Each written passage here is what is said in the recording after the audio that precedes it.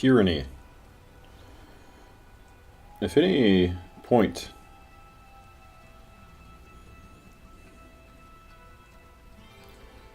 in political theory is indisputable, it would seem to be that tyranny is the worst corruption of government, a vicious misuse of power and violent abuse of the human beings who are subject to it.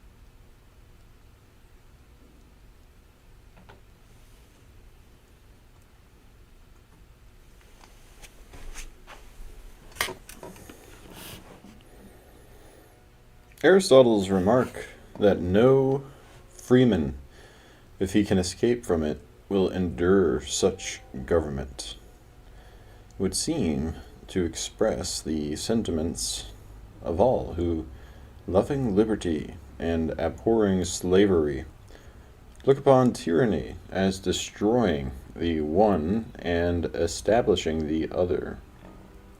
Certainly the word tyranny is seldom, if ever, used eulogistically. Such phrases as a just tyranny or a good tyrant are at once seen to be as self-contradictory as a round square. The great books of history give the impression that tyrants and despots, who vastly outnumber good rulers, are always objects of hate and fear, never of love and admiration. If there are exceptions, if there are people who willingly submit to or even deserve the yoke of despotism and tyranny, they are, in the judgment of ancients and moderns alike, politically primitive. The traditional association of the word despotism and tyranny requires us to consider whether our understanding of these terms is as uniformly clear as the denunciation of what they denote seems to be universal. Are despotism and tyranny the same? It may be thought that the tyrant must always have despotic power at his disposal, power unlimited by law, so that the lawless ruler is at once both despot and tyrant. But need the despot, the absolute ruler, always rule tyrannically? The familiar phrase benevolent despotism at once suggests the negative answer, and also some line of distinction between despotism and tyranny. Tyranny can never be benevolent, but despotism may be no worse than paternalism. While its injustice may consist in treating adults able to govern themselves as if they were children, it may also derive an air of justice from the fact that the despot, like the father, rules his subjects for their own good. If he treats them like slaves rather than children, exploiting them to serve his own interests, then he is not a benevolent but a tyrannical despot.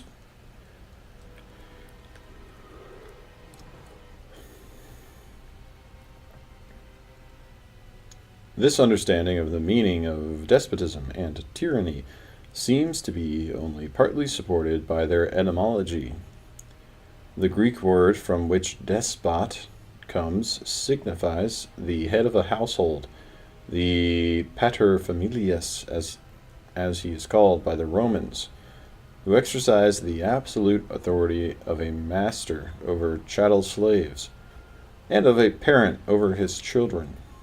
In contrast, the Greek word tyrannos refers to the ruler of a state rather than a family, and is sometimes used as if it were equivalent in meaning to king. Yet, both words carry the connotation of absolute power, and when, in addition, the subjects of a tyrant are considered to be no better off than slaves, the difference in the meaning of the two words almost disappears.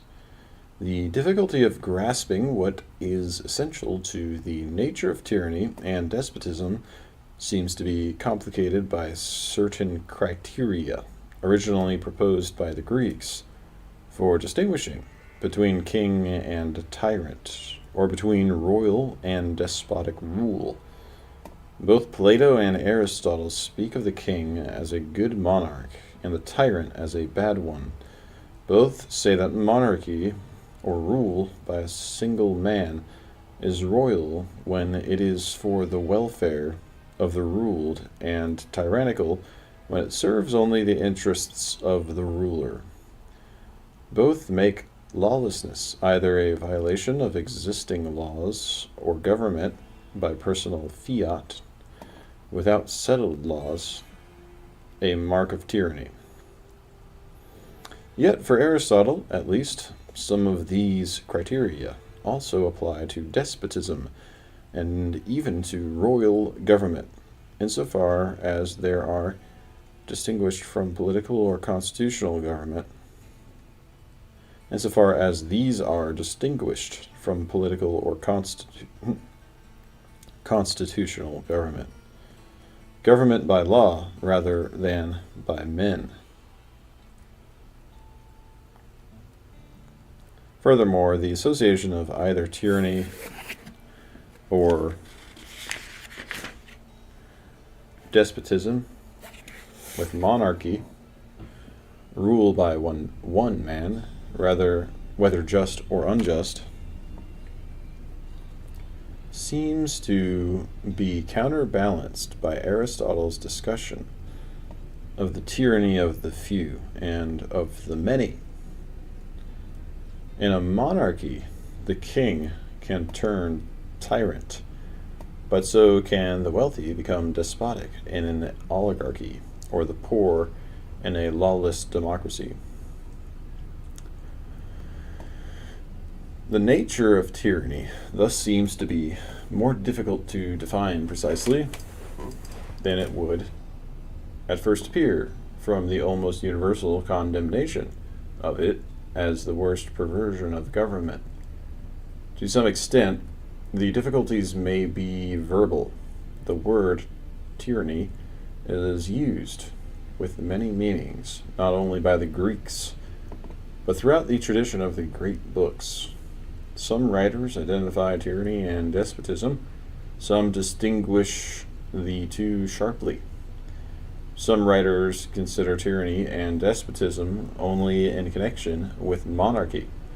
Some extend the consideration to other forms of government.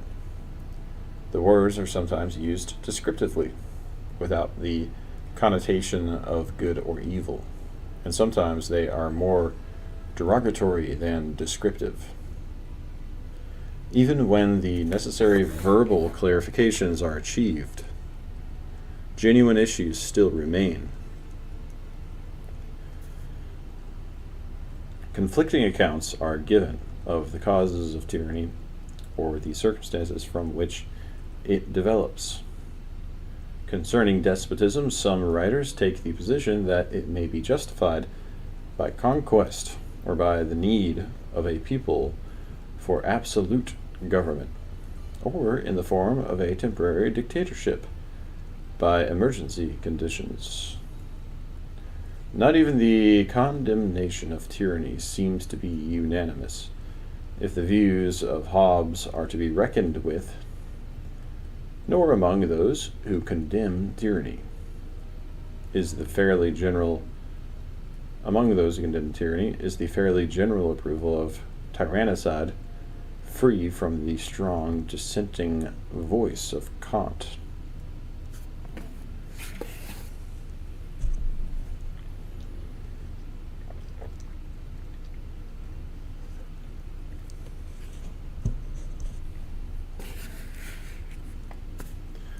The foregoing indicates how the notions of tyranny and despotism are involved in other chapters dealing with the various forms of government, and in addition, such chapters as justice, liberty, and slavery.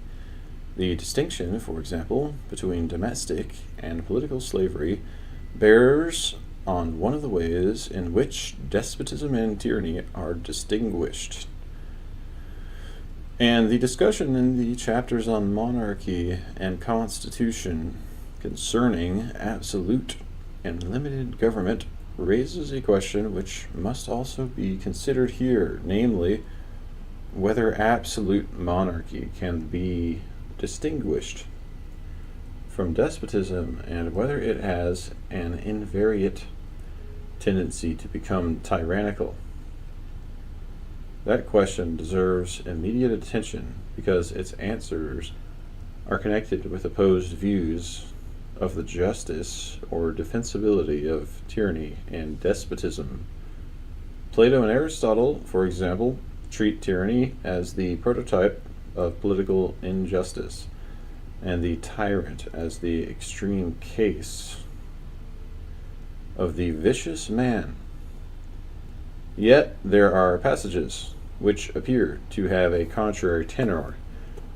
In the Laws, the Athenian stranger proposes a good tyrant as the best means for establishing the laws.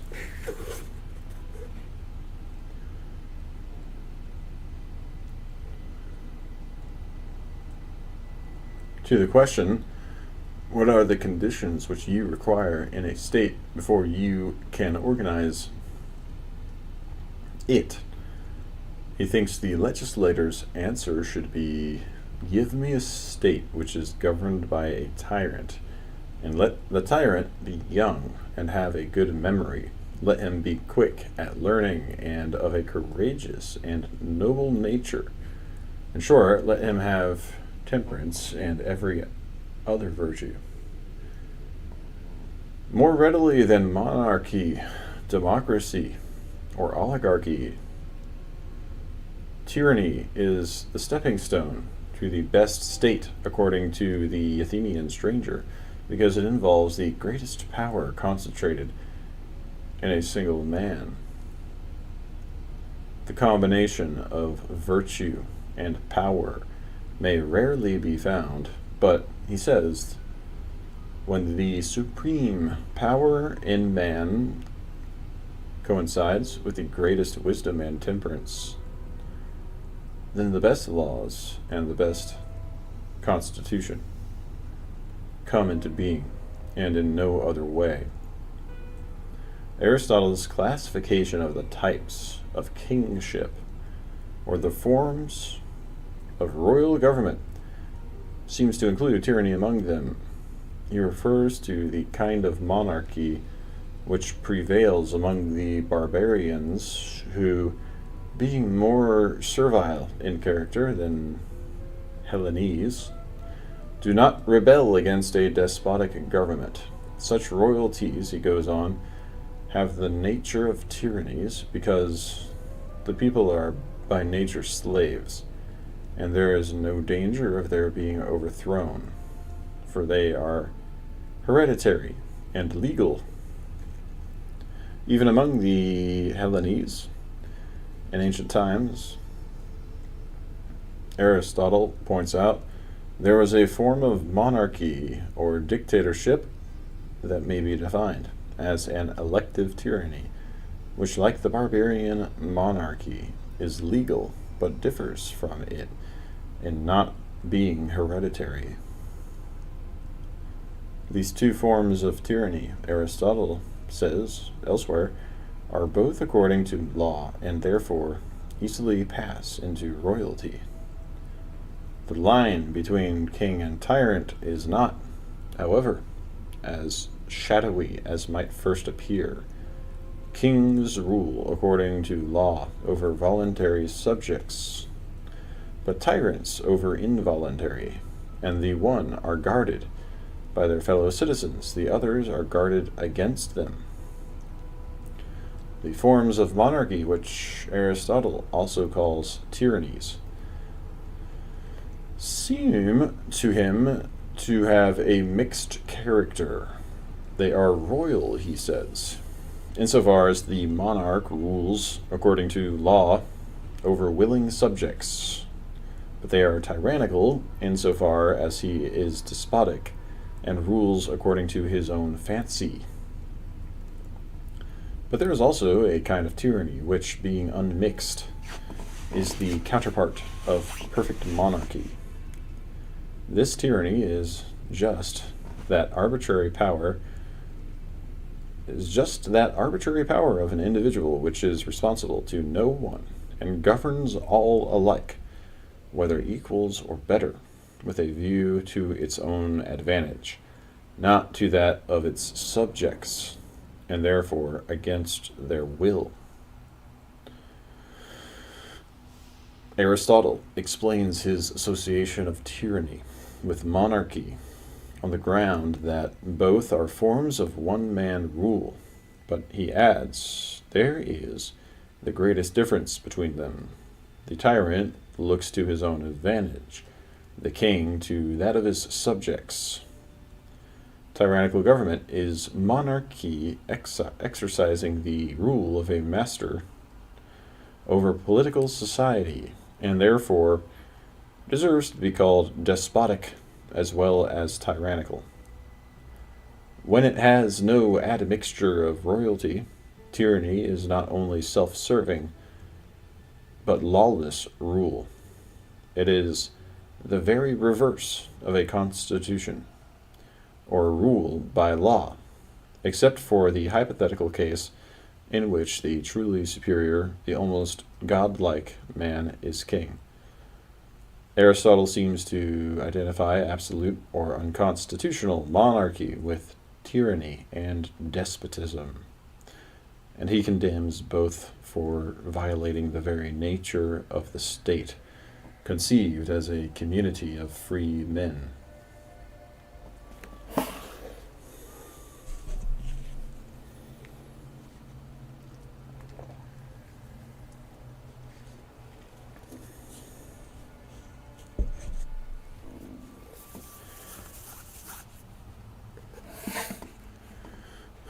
The line between king and tyrant is similarly drawn by Plato. Monarchy, for him, divides into royalty and tyranny, according as one man rules by law or lawlessly over voluntary or involuntary subjects. If the one man were like a god in relation to other men, it would be fitting for him to rule the state by his wisdom or science, and without recourse to laws. If there could be such a despot, the Eleatic stranger says in The Statesman, he alone would be the happy ruler of a true and perfect state. But men can never be made to believe that anyone can be worthy of such authority. History suggests the contrary in such cases as Caesar, Napoleon, and Hitler. Giving the name of king to the monarch who abides by and maintains established laws, the stranger gets Socrates to agree that the ruler should be called a tyrant, when he governs neither by law nor by custom, but imitating the true man of science, pretends that he can only act for the best by violating the laws, while in reality appetite and ignorance are the motives of the imitation. In the Republic, Socrates refers to Euripides' praise of tyranny as godlike and gives as another reason for excluding the poets from the state the fact that they are the eulogists of tyranny. Far from being godlike, the tyrannical man is described by Socrates as drunken, lustful, passionate. Tyrants are always either the masters or servants, and never the friends of anybody. The tyrant never tastes of true freedom or friendship. Oriental despotism, Hegel later writes, appears to give freedom to one man, but the freedom of that one is only caprice, ferocity, brutal recklessness of passion. That one is therefore only a despot, not a free man. According to Plato, tyranny is not only the greatest evil a state can suffer, but the tyrant is also the unhappiest of men. Will not he who has been shown to be the wickedest, Socrates asks, be also the most miserable? Polus in the Gorgias tries to prove that, like the successful criminal who goes unpunished, the tyrant who does injustice to everybody but suffers none achieves more happiness than other men. But Socrates, taking the position that it is better to suffer than to do injustice, argues to the contrary that the tyrant is more miserable than those whom he oppresses. If this is true, the confirmed tyrant is probably the man least able to perceive or acknowledge it. Plutarch reports the story of Plato's first meeting with Dionysius, the tyrant of Syracuse. When Plato tries to prove to him that tyrants of all men had the least pretense to virtue, and that since they lacked justice they suffered the miserable condition of the unjust, Dionysius would not hear the argument out. He asked the philosopher in a rage, Plutarch relates, what business he had in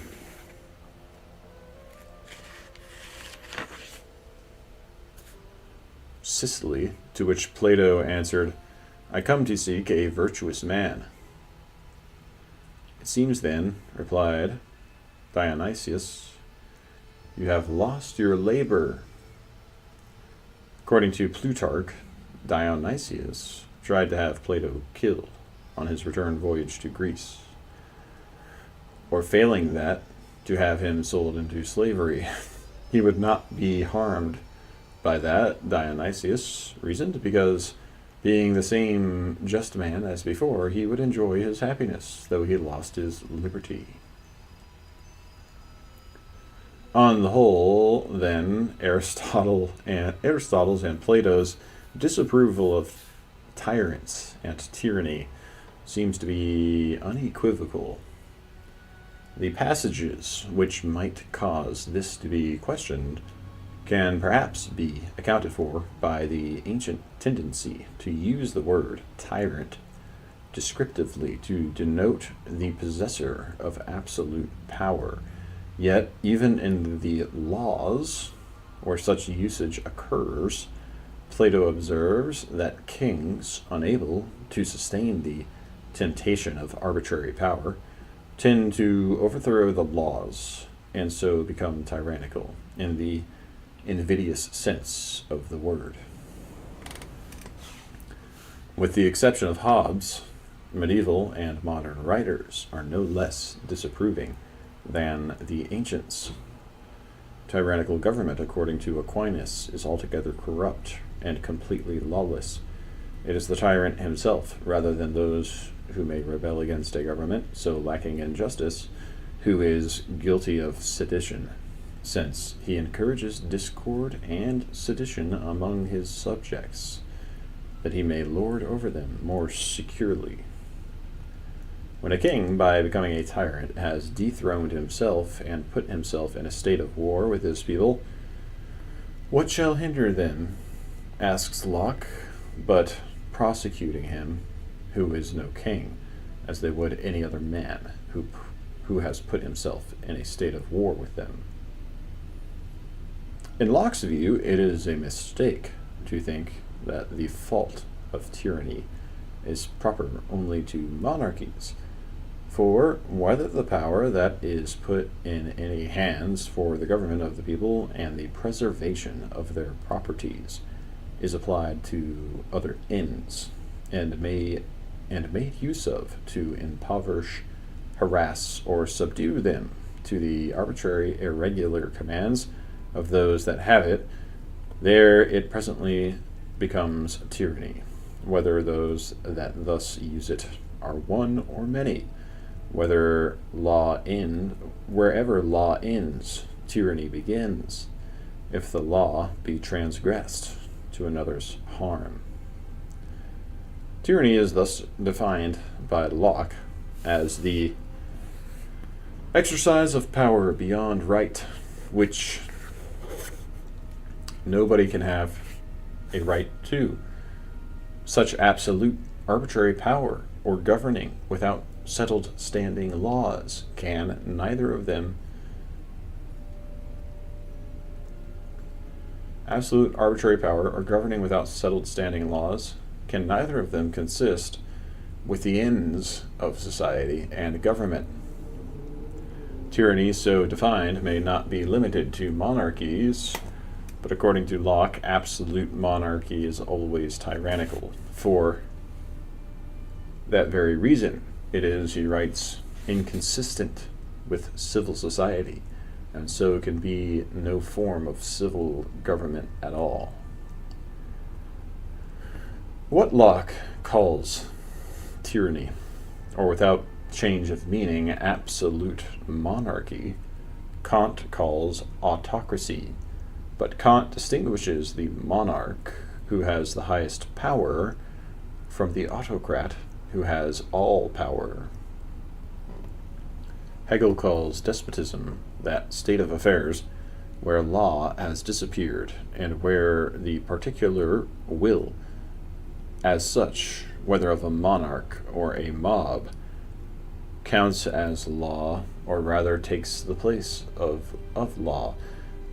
The writers of the Federalist use the words tyranny and despotism interchangeably, but do not vary from the definition which Montesquieu gives of despotic government as that in which a single person directs everything by his own will and caprice.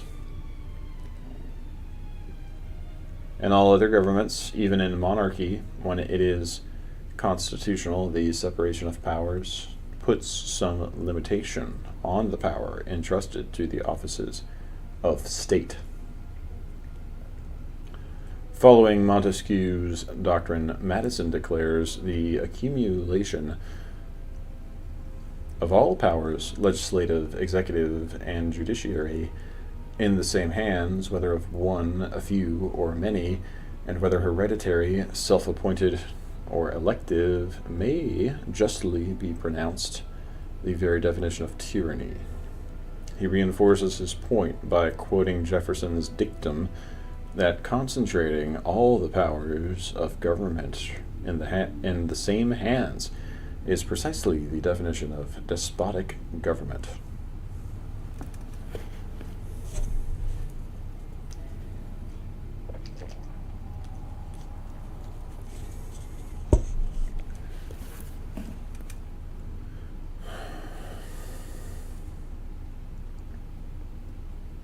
Hobbes seems to be the one exception to the great books, to this variously expressed opinion of the evil of absolute power. Locke may have him in mind, when he says that absolute monarchy is, by some men, counted the only government in the world. Certainly Hobbes would not repudiate the charge that he thinks none but absolute government feasible, nor is he dismayed by the tendency of other writers to call absolute government tyrannical or despotic. On the contrary, he dismisses this as so much empty name-calling.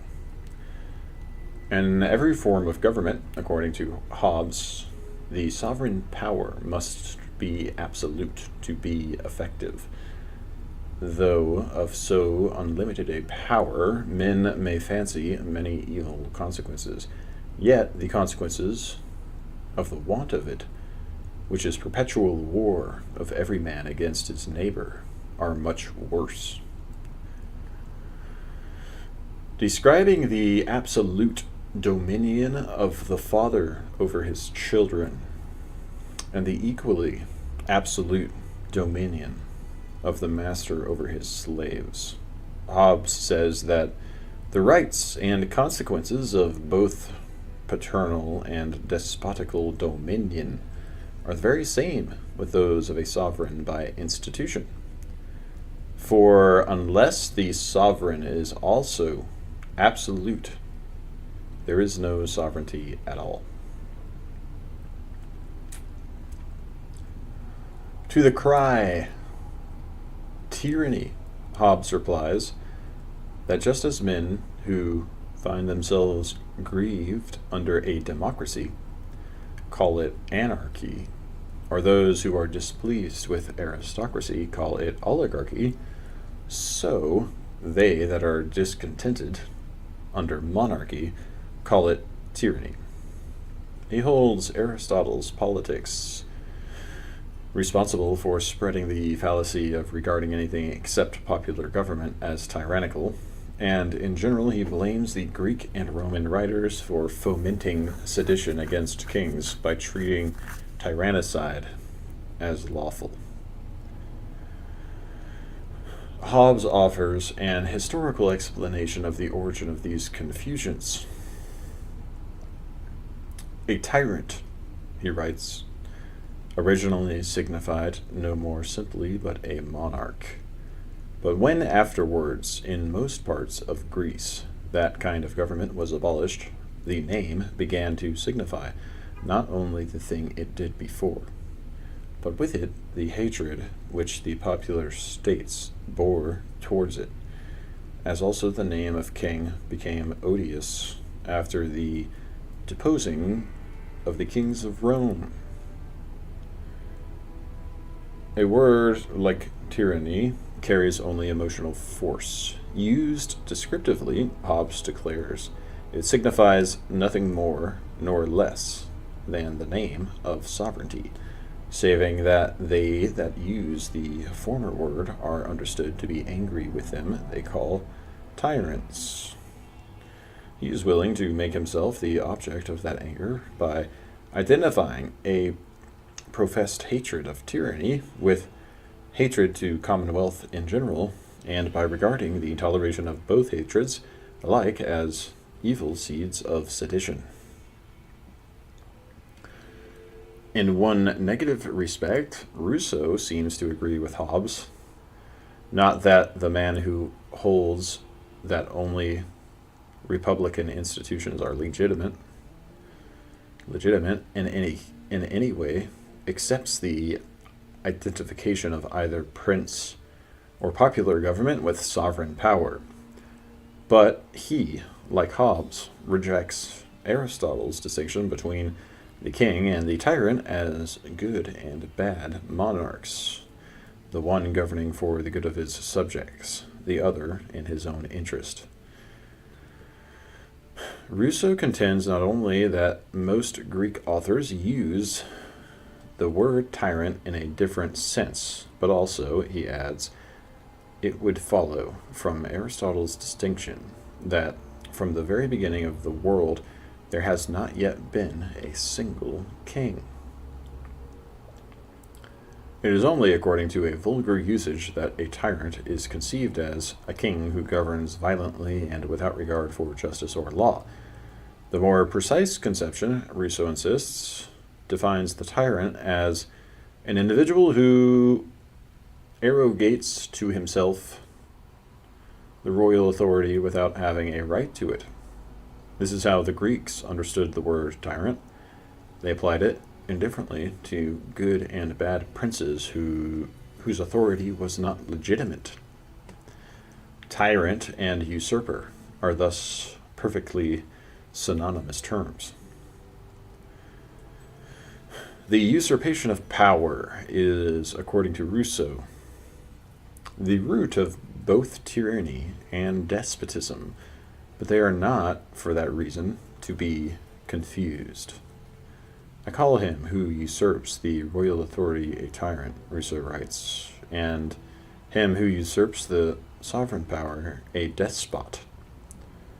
The tyrant is he who thrusts himself in contrary to the laws to govern in accordance with the laws. The despot is he who sets himself above the laws themselves.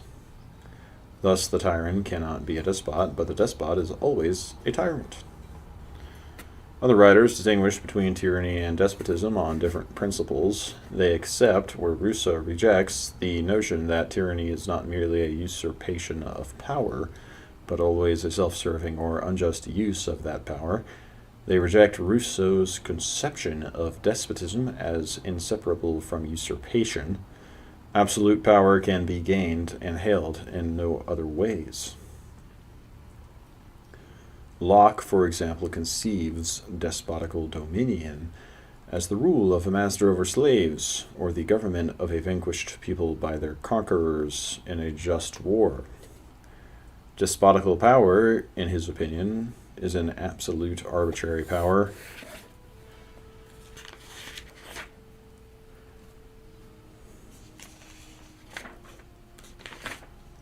One man has over another to take away his life whenever he pleases. Unlike tyranny, it is not power beyond right. For the conqueror, if he have a just cause, has a despotical right over the persons of all that actually aided and concurred in the war against him. Since in Locke's view, a usurper can never have right on his side, despotic dominion, when justified, is not achieved by usurpation. For Montesquieu, despotisms constitute one of the three major forms of government, the other two being republics, aristocratic or democratic, and monarchies.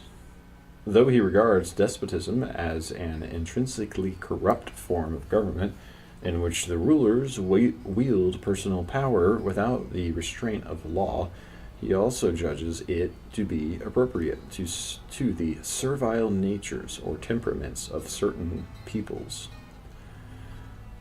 Like Aristotle and Hippocrates before him, he attributes to the climate and despotism of the Asiatic peoples their submissiveness to the worst excesses of despotism. Montesquieu does not so much condemn despotism as he deplores the conditions which seem to render it necessary or natural for a large part of mankind. He does not suggest, as Mill does, that despotic government can and should serve to civilize those who are as yet unprepared for self-government. Despotism is benevolent, according to Mill, only if it prepares a people for freedom. If it tries to perpetuate itself, it is tyrannical or enslaving. Though Mill holds the view that, relative to a free society, there cannot be a good despot, no matter how benevolent his intentions, he also thinks that in dealing with barbarians, despotism is a legitimate mode of government, provided the end be their improvement, and the means justified by actually effecting that end. Liberty as a principle has no application to any state of things anterior to the time when mankind has become capable of being improved by free and equal discussion. Until then, there is nothing for them but implicit obedience to an Akbar or a Charlemagne, if they are so fortunate as to find one.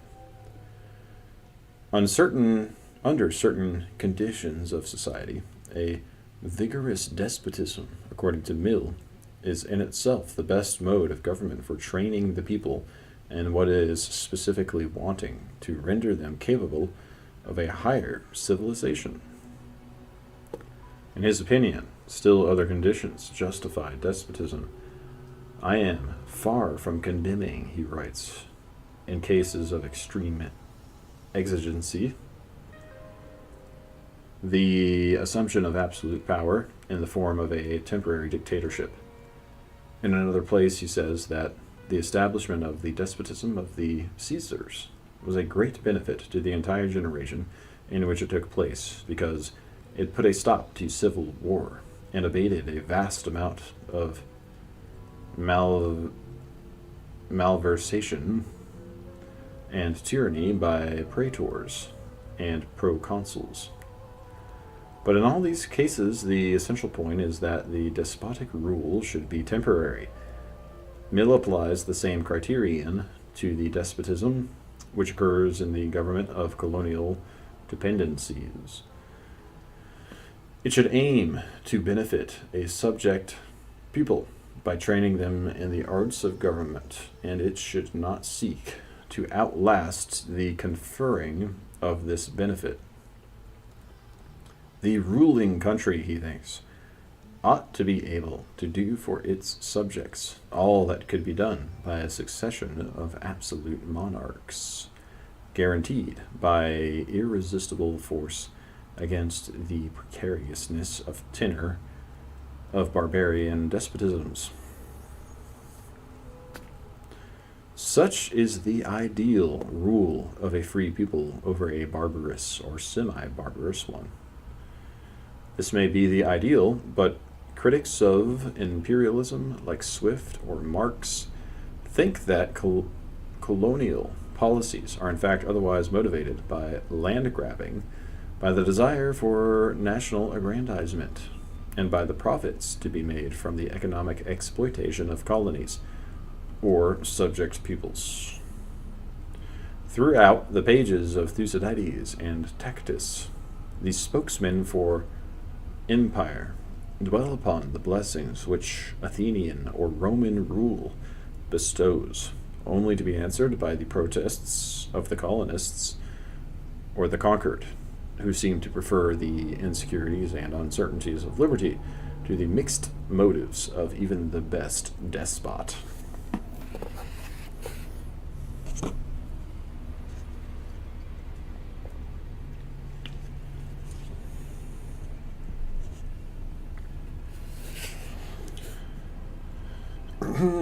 As already indicated, the political significance of tyranny and despotism is broader than the conception of the tyrant as an unjust king, or of the despot as an absolute monarch. The reign of the 30 tyrants at Athens and of the decimviri at Rome are classical examples of oligarchical tyranny.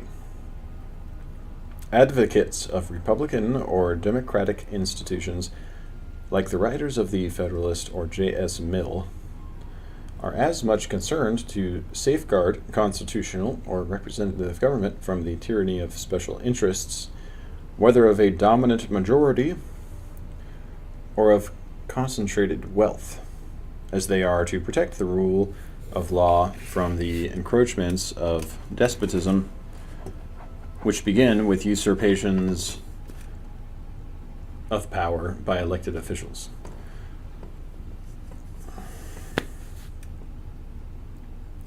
Moderns and ancients alike fear the susceptibility of the mob to the wiles of the demagogue, who encourages their lawlessness in order to take the law into his own hands.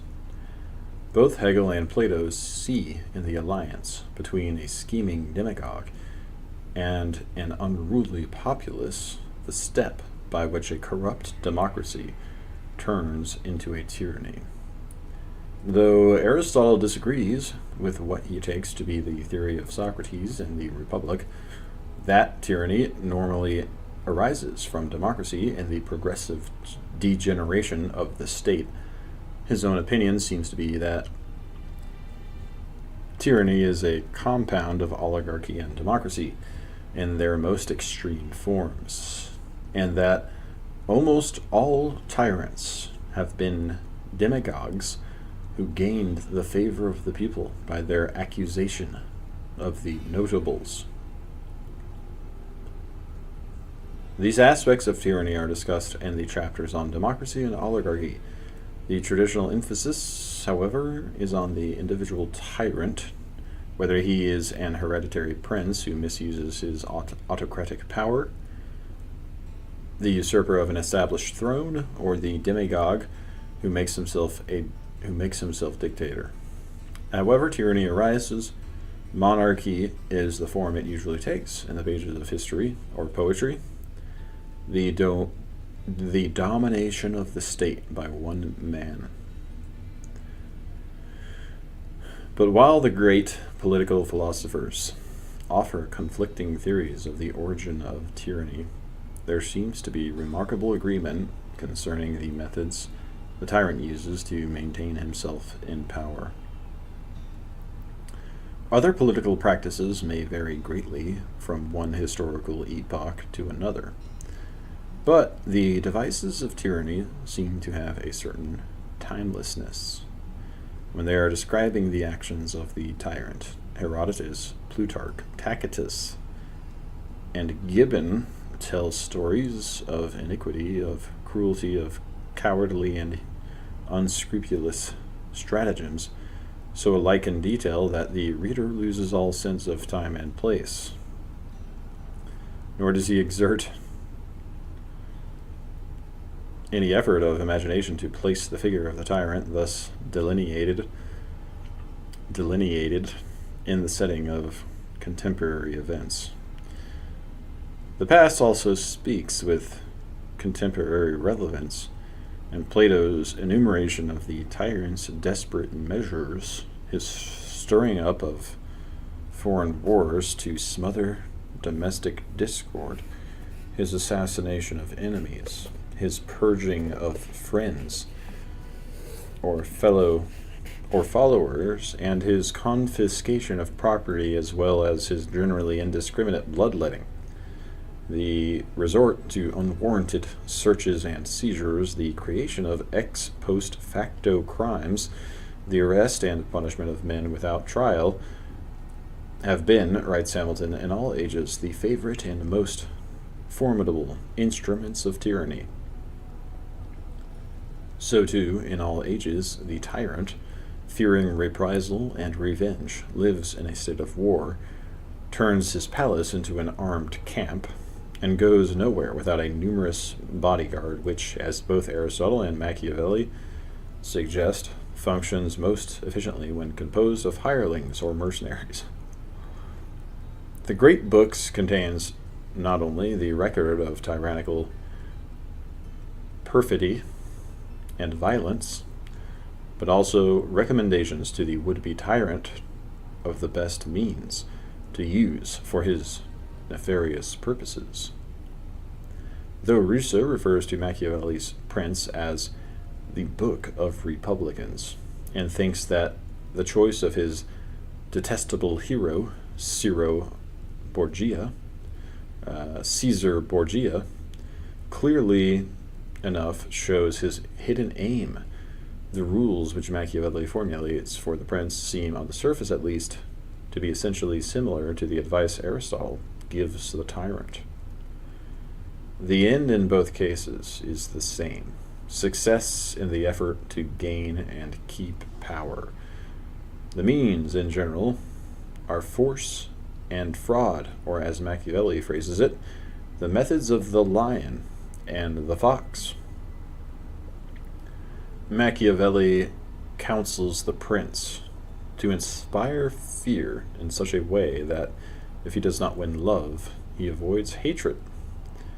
He tells him that he should appear to keep faith without hesitating to break his promises, and he should avoid flatterers and sycophants, and that he should acquire a reputation for liberality without cost to himself. Not very different is Aristotle's advice to the tyrant to lop off the heads of those who are too high and to humble all the rest. And to lop off the heads of those who are too high and to humble all the rest, to sow discord among his subjects, to impoverish the people by multiplying taxes, to employ informers, and to encourage the betrayal of one faction by another. But in his suggestion of another course for the tyrant to take, the policy of not merely pretending, but of actually trying to conduct himself like a just king, Aristotle seems to deviate from the spirit of Machiavelli's maxim that the appearance of virtue is profitable as long as it does not interfere with the doing whatever is expedient, however vicious. Yet, even here, Aristotle says that the tyrant must be careful to keep power enough to rule over his subjects, whether they like him or not, for if he once gives this up, he gives up his tyranny. The best commentary on these recommendations seems to be indirectly expressed by their authors. Both Aristotle and Machiavelli draw one striking conclusion from the history of those. Call them princes or tyrants who have tried to put such rules into practice. Whether its collapse is due to the inherent weakness of might without right, as Aristotle suggests, or in Machiavelli's terms, to the unforeseeable mishaps of fortune, tyranny of all forms of government seems to be the shortest lived.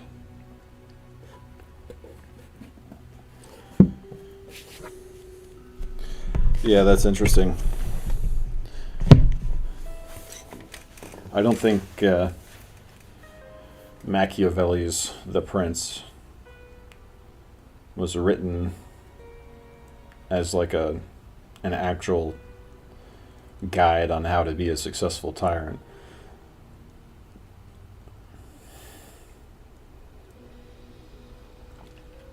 You know, because the idea of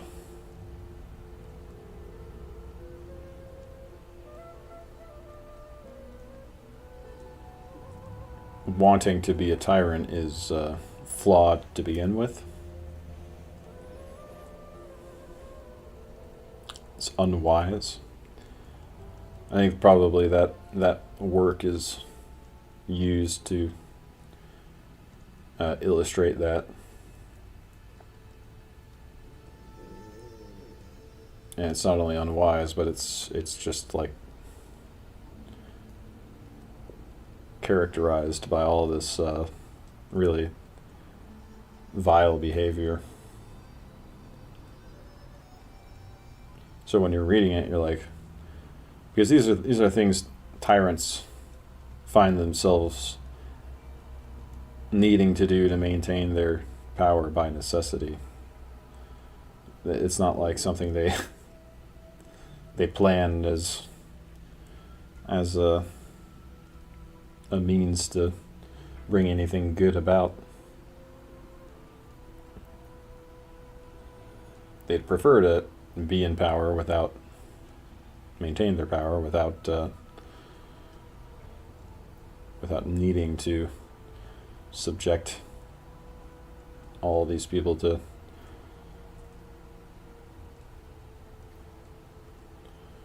the abuses, probably, because it does result in, you know, repercussions.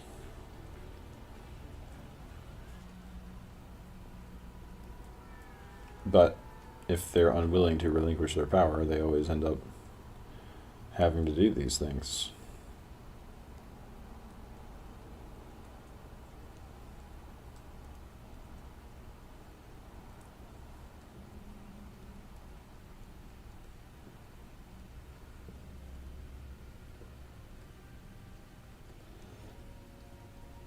And when you're the guy who tells everyone else what to do and does whatever he wants, why would you ever want to step down from that and say, okay, now you can be the guy that tells me what to do, and who has the power to put me to death if you want to, and I'll trust you with that, and just sort of relinquish all the controls that I have on the situation, on my environment, and give them to you, someone else who I probably don't trust. They never want to do that. That's why wielding power is probably a very dangerous thing to do in the first place, because it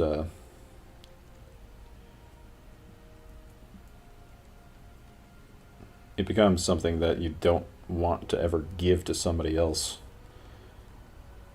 and subject yourself to.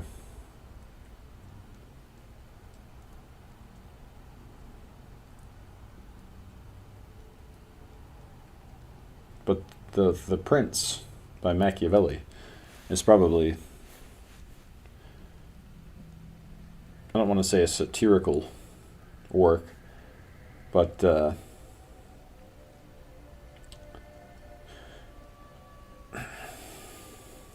I think it's probably meant to illustrate. It's not meant to be taken seriously by anybody. I think you're supposed to read it and say, dang, the ways of the tyrant are not good.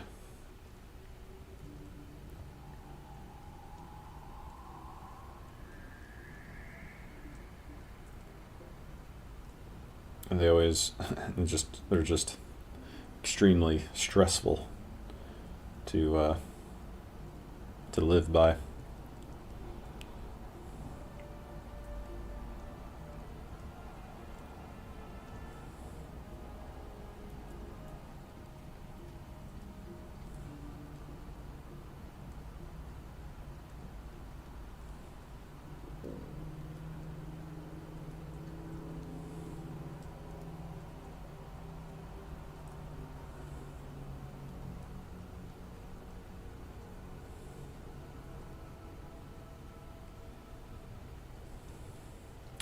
But, that is one thing I sort of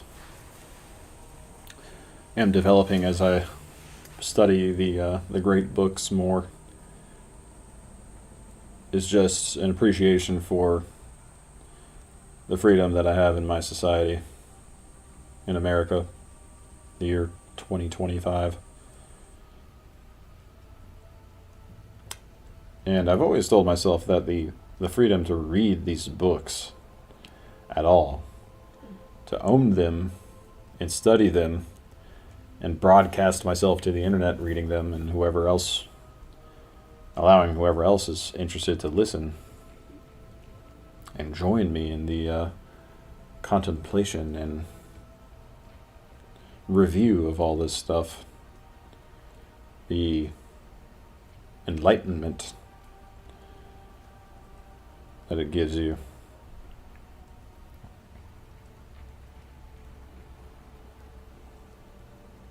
The power that knowledge gives you over your circumstances is extremely valuable. The most valuable thing there is, just about.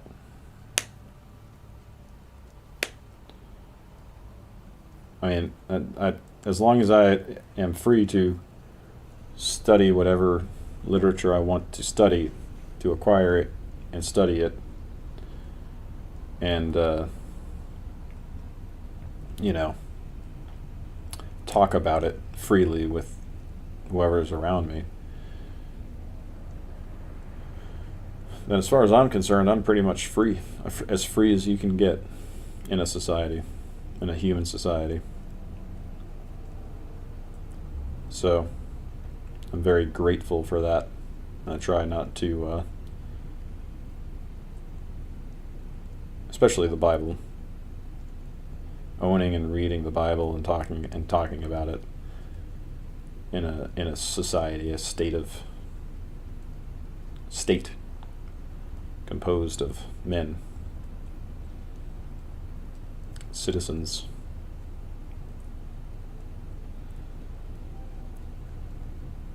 Then, I ought to be fucking tap dancing my way out of bed every morning with joy because of how lucky I am. But compared to every other sorry bastard that was ever born on this earth and lived and died in the past 5,000 years that we know about.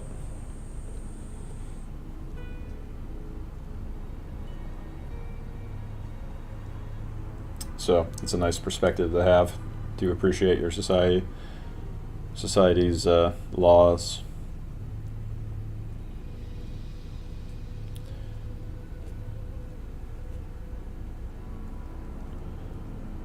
And you really begin to reverence the founding fathers of this country even more. The foresight that they had.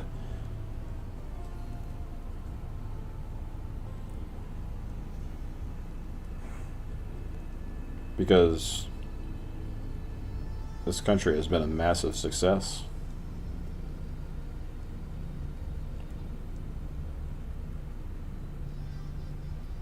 Despite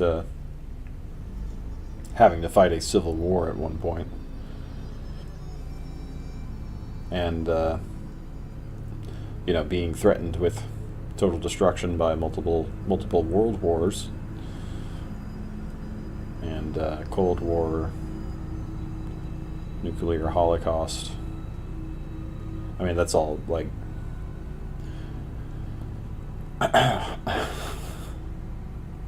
and the threat of tyranny and the usurpation of freedoms from within. It's been a whole other storyline that this country has gone through. Very fascinating nation, the United States. Very, very interesting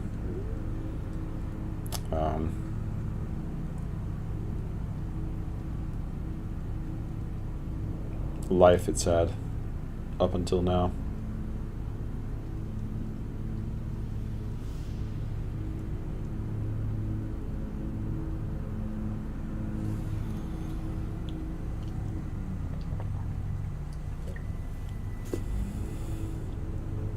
Not that I've studied it that much,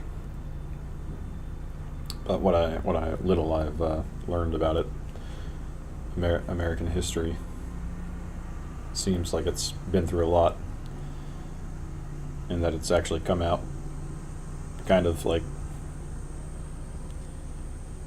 pretty unscathed.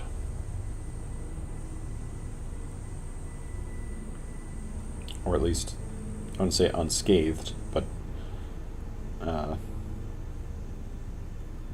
it's managed to preserve a lot of freedom for a lot of people somehow. Not that anyone really appreciates this anymore.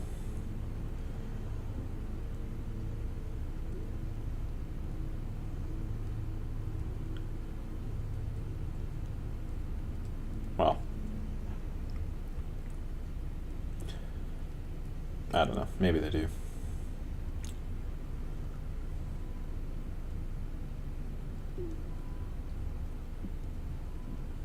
I think the influx of legal immigrants from other countries that have less freedom probably has helped to keep the appreciation of freedom alive in this country.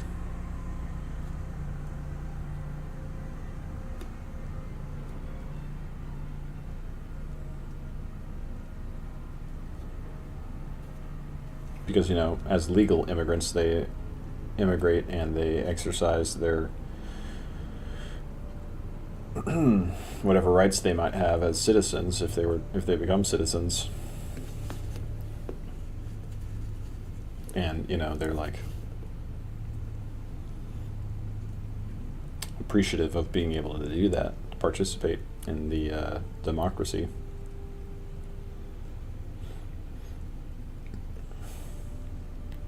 Whereas the illegal immigrants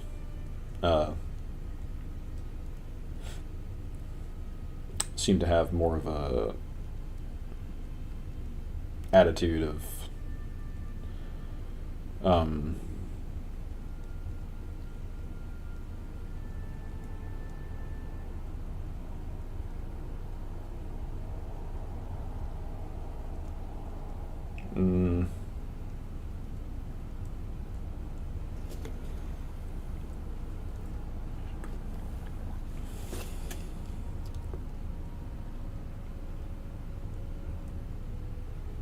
not really being Americans. Because they didn't jump through the hoops and go through the whole process of applying for citizenship and being approved and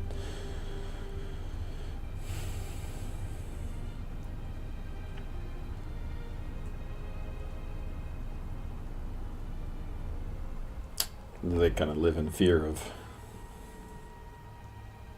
of the laws of the land instead of appreciating them, which is understandable. They're just, you know, refugees trying to escape some miserable conditions however they can. And some countries have a lot worse behaved refugees than the United States. Or at least, maybe not worse behaved, but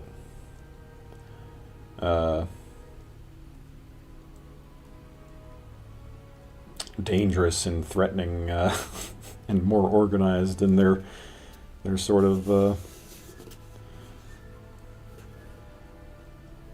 desire to overthrow than what you see in America.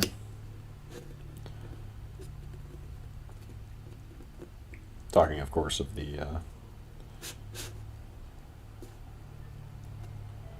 Middle Eastern and African refugees in Europe.